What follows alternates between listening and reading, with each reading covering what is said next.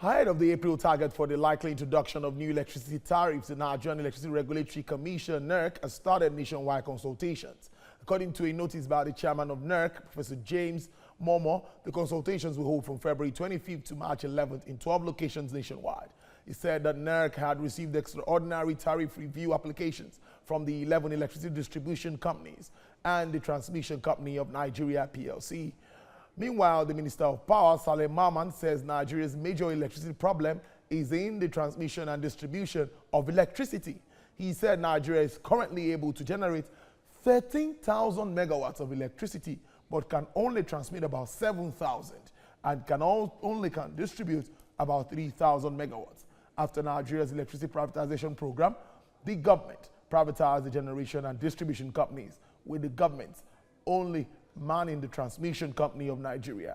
Mr. Maman said the distribution companies are the major hindrance to the success of the electricity sector and must sit up or give way. A very strict one there coming from the minister. I have the executive director of Association of Nigerian Electricity Distributors. He's also the spokesperson for discos across the country. Barrister Sunday Oduntan, thank you very much for your time joining us this Monday. Thank you very much. Oduntan, thank you very much for your time joining us this Monday. Thank you very much. First, I saw that FEC meeting where the minister came out to say all of this, saying that if discos don't sit up, they might be asked to leave. What do you make of this? Well, first of all, let me say that I think we now have a trend whereby we have people in government, agencies of government, some other stakeholders too in the power sector enjoy that continuous finger pointing at the disco. Anything that happens, disco. Whereas the facts on the ground indicate otherwise. First, let me say, it is not true that Nigeria is generating 13,000 megawatts of electricity. There's nothing like that. What we have is the issue of installed capacity. Installed capacity is different from what is being generated. You cannot generate electricity without having all your raw materials. And I can say here that of about 28 power plants that we have, about 10 are even idle at the moment due to gas constraint and other reasons. But even the 3 that are hydro give us less than 1/4 of what is currently being generated altogether: Shiro, Jeba, and Kanji. All the others are power plants that rely on gas to fire their turbines. And when you look around the country here within Ikeja, if you go to Egmitama station, Egmi power plant in Ikorodu, or go to Olorunshogo power plant in Ogun State, Papalanto, you will see for a fact that they have never been able to generate up to their optimum capacity because of lack of gas. And if you look at the distance between Olorunshogo, Papalanto to the nearest point where you can get gas, they have to pipe gas all across from the Niger Delta to Lagos to Papalanto. So how can you blame the discos for that? Now, in terms of what they said they can generate, the figure that was given by the Gencos themselves is 7,000 megawatts. Now, if they generate 7,000 megawatts, then the TCN, the Transmission Company of Nigeria, which is the transporter, should be able to wheel that 7,000 megawatts to the distribution company that will distribute it. And that is the way it should work. But it has never worked like that in this country. So for the discos, the TCN themselves conducted a stress test in 2015, where they said that the distribution company can distribute up to 6,288 megawatts. 6,288 megawatts.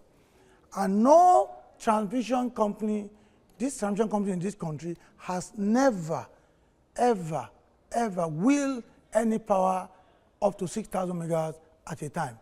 Even the only time they did a little over 5,000 megawatts, it did not last up to 24 hours. Why? Because of a very weak national grid, because the system will just collapse, because of dilapidated infrastructure. So they are not able to do that. And even Siemens who are now coming in, Siemens, the very popular equipment manufacturer, did a report. From that report, they also said the disco's installed capacity is up to 11,000 megawatts. That's its capacity. And they also agreed that discos can indeed do more than the transmission could do. So if the one in the middle cannot wield the power that is produced or generated, as the case may be, how can you distribute? I can only distribute what has been produced and transported to me. So, and this, for us, we started this year by saying that enough of naming, blaming, and claiming. It is time for all of us to work together. Talking about working together. Now, it's as if government is having this kind of confidence in this foreign company coming in now to take charge. Does it mean that the discos don't have this capacity? That is not true. In terms of government having confidence in the foreign company, in this case, Siemens, well, for all we know, which is very clear that anybody can check out, Siemens is a very good company, a good equipment manufacturer. Siemens has never been an operator of a disco anywhere in the world. That is a fact.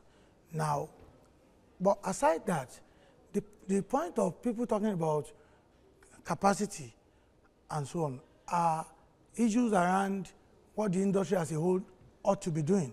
What Nigerians want is electricity. Exactly. Why are they not having it?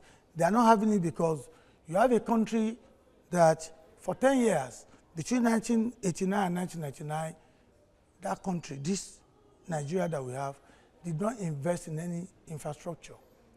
You have a country that had a public utility called NEPA PACN. That company alone employed over 46,000 employees.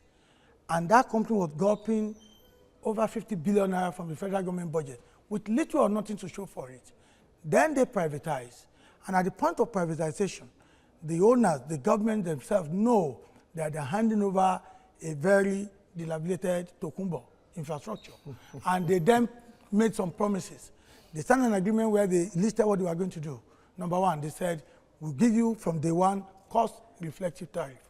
6 years after, till this morning, they have not done that. Number two, they said, we'll give you 100 billion naira subsidy for the first 2 years to stabilize because of what you are missing on the ground. Up to today, they have not done it. So when I heard somebody saying they said they gave subsidy, no subsidy has been given to the discos. Whatever subsidy to other, I told you, generation, transmission, that is nothing to do with us. And they know why they had to do that, because there's a huge shortfall in the system. That's number three. Number two. Number three, they said they will give us a debt-free balance sheet. They never did that. So we are carrying the huge debt of everybody else, and that's why the discos are not creditworthy. Number four, they also said they will ensure that they will begin to pay for their bills. The worst culprits in terms of non-payment of electricity bill are the Nigerian government ministries, departments, and agencies.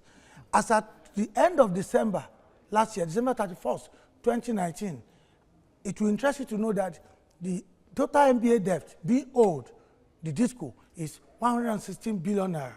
Okay, if you are owing me 116 billion naira, it is part of that money that I'm supposed to be remitting to the market so that the gencos can generate, transmission can transmit. So it's a problem caused by the government. Let's move to this very issue that everybody wants to hear about, MAP, metering. Everybody is worried about metering. I also need a meter, a prepaid meter. It's funny that, but it's very, very important. Now, what's been the problem? What's happening? Many are saying maybe the discos are not letting, though yes, we know it's now out off them, but I think they're still like an intermediary. They still stand in the middle. So no, what's happening with MAP? We do not stand in the middle. Okay, but let me first of all say that when they gave us the performance agreement that we signed with the government, they gave us an obligation. But in a country of 200 million people, you are asking us to supply 200,000 meters per annum for the next 5 years per disco, 11 discos. And in spite of all the constraints and difficulties, in spite of the changes in the economic indices to which there has not been any adjustment, we still manage to supply 1.7 million meters. Then the government turn around and say, Metering is not the primary business of a disco. We take it from them. That was the immediate past minister for power. And they took it from us, gave it to contractors, external investors, third party, who can meter Nigeria. Why are they not metering? They are not metering, and they are not metering. The fact that they are not doing it en masse enough shows the problem in the system. The systemic problem is that the same government that wants people to be metered is the same government that has now put 45% duty on importation of meters. So when you already don't give these guys the incentive that they need, how can they bring in meters? So the problem is between the government as represented by the regulator and the map providers. Okay. Our own job is simple in the process.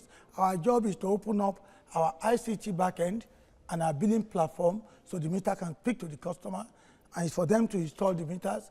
And of course, there's a joint account when people pay. It's not for us, it's for them. And we are playing our own role. We cannot manufacture meters.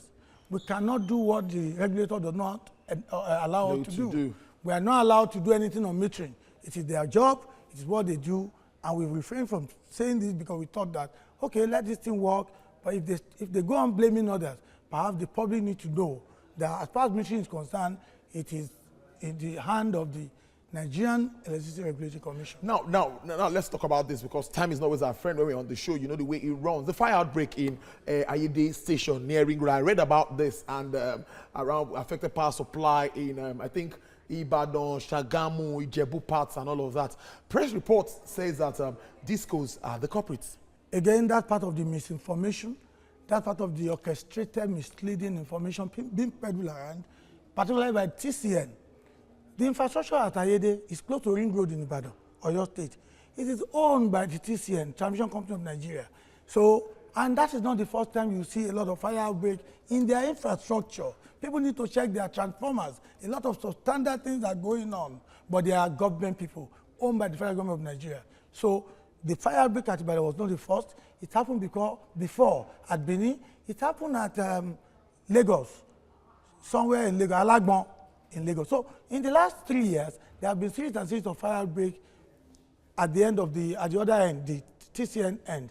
But what we are saying is that even when there is a problem, it is better for you to tell the public what it is and let us find a way to fix the problem instead of talking about things that do not exist. So the fact of the matter is that the discourse have nothing to do with the fire that occurred. IBDs has nothing to do with it at Ayede Station in Ibadan.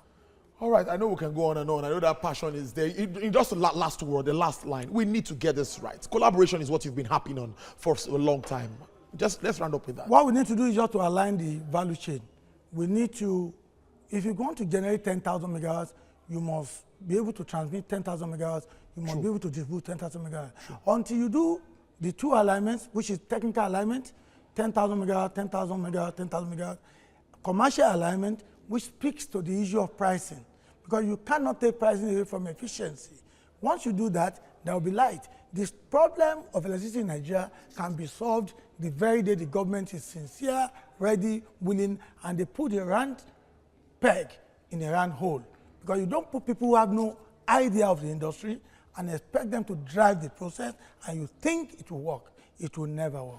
Let's leave it at that. Sincerity of purpose. That's where we leave it now. Barrister Sunday Oduntan, Executive Director, Research and Advocacy, spokesperson of distribution companies across the country. We also try to get other parts to get their views on this issue so that we know where we really stand. All Nigerians want is power. Thank you for your time. I'm sure we'll have you again shortly. Thank you. Let's move straight to the exchange.